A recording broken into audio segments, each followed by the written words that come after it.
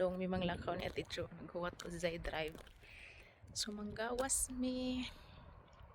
Ay katugnaw ay giahak murag tugnaw. Murag nipis ra man ang jacket. Mga unmis gawas guys. Gawas-gawas panagsa.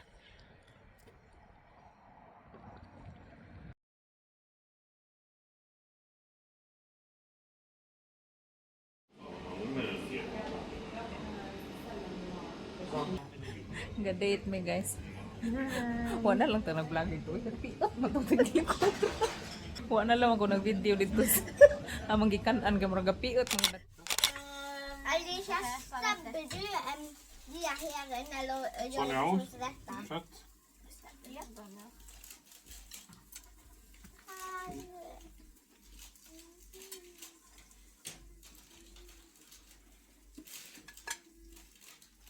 Galing-galing naman yan ng alangging-ging ni Mama. Oy!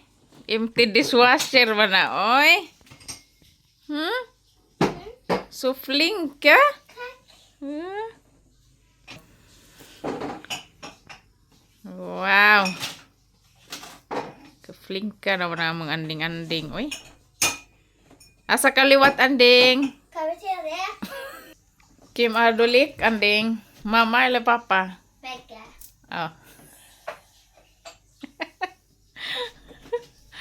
You never choose? I never choose.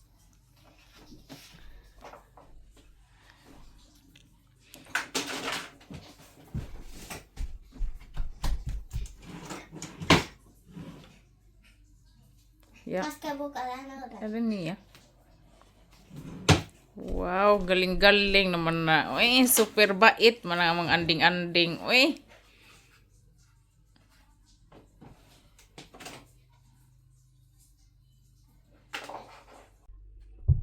So, hi guys.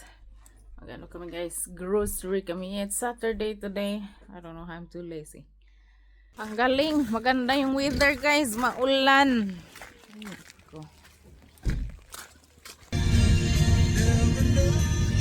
Genius. I forgot my glasses. Ay, na. It's dinner time. No. Grill kami.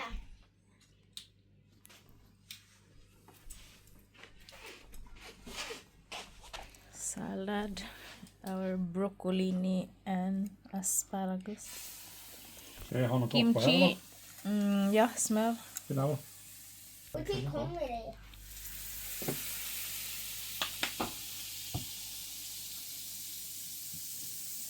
Our homemade kimchi. It's no cabbage anymore. It's just carrots and everything. That's the last one. And we have mushroom, sausage, chicken, and pork. And And then we have one beef we have for seaweed. the king. And seaweed. And seaweed. Andrea loved seaweed. And then we're gonna have rice. So Alicia is not here yet.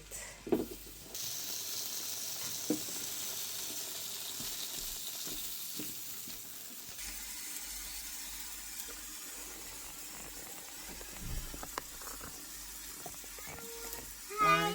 Norma!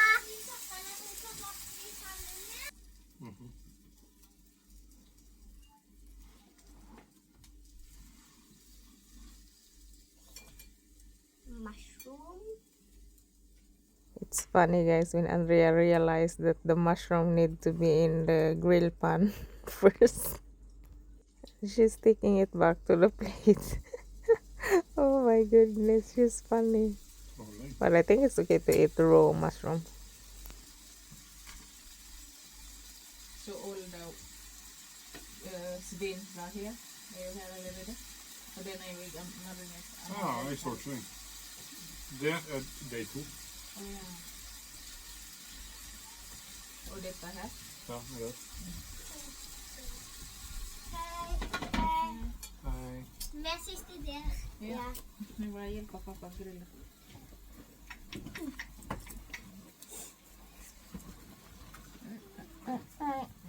Er du sulten da?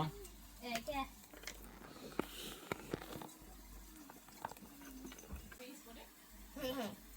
Kanskje Jeg kan ikke Sonja har lyst til å spise da. smake?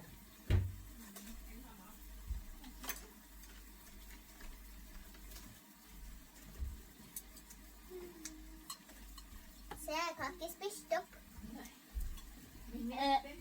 Du har spist 99% av 100. Wow. Noen som har lyst på pølse? Ja. Skal du smake? Ok. Vi kan få yoghurt.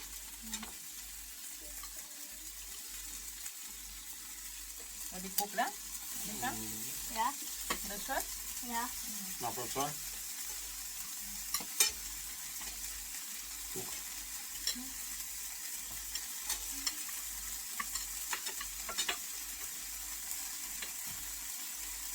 Du har salat.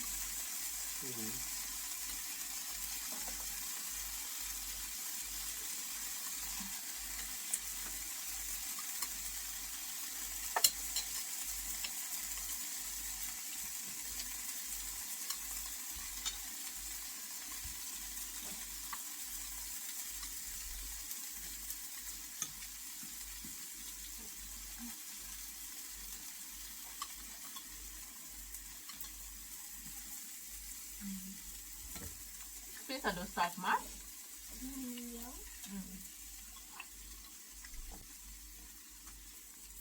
Og thai jo det spiser veldig sterkt.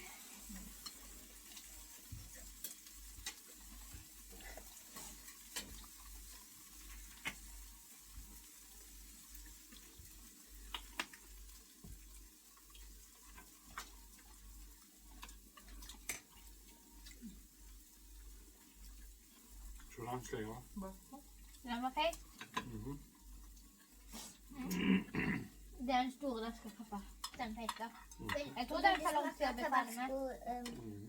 Vil du smake tabasco, Sonja?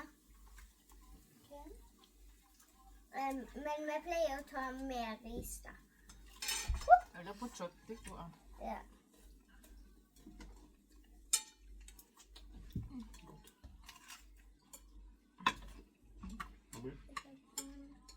Kan vi få kjøtt eller sånn?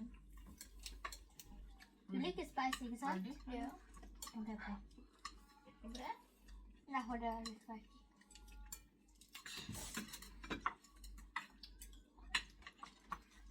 Salat, Alicia? Ikke den, jeg skal ha broccolini. Broccolini. Hva er det? Den långa heter broccolini. Broccoli är den stora buketten. Mamma. Men de är långa och så var mindre. Som en, Mamma, det heter broccolini. kan du hente vatten på meg? Det koker i munnen. For Olav? Ok. Ok. Alt er lov? Alt er lov. Ok, Bra. stopp. Ja.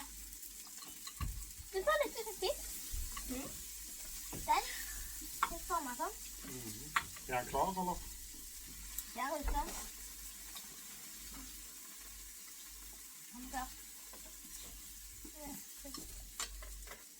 Sonja også? Er broccolini snart klar?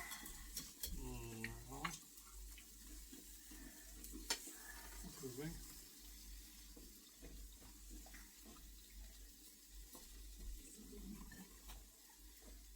Jeg vil få hva da, så jeg steker det. Broccolini og pesa.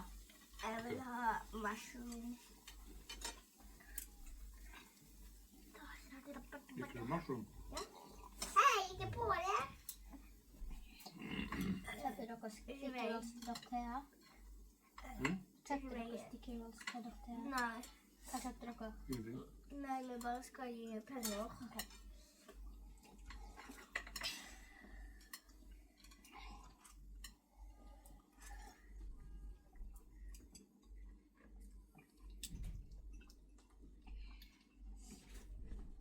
Er det snart frem med broccolini? Det er klart. Jeg tror det. Se, se.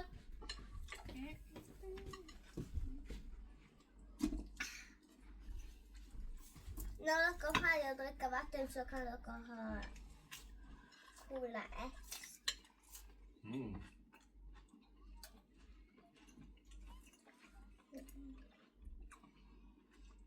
Kom igjen, klokka. Pass på sju.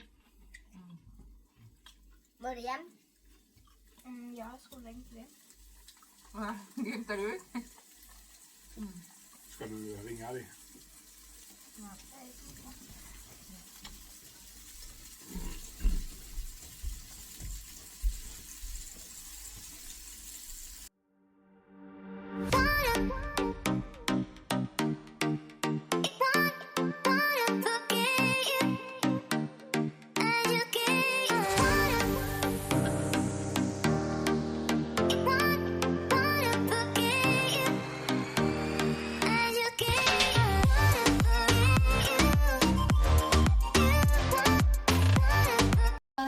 Han bare vaken ekstra lenge denne gangen siden det er slutten.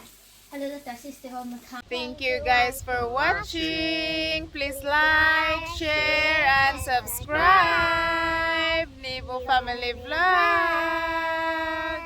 Be safe, everyone. Bye.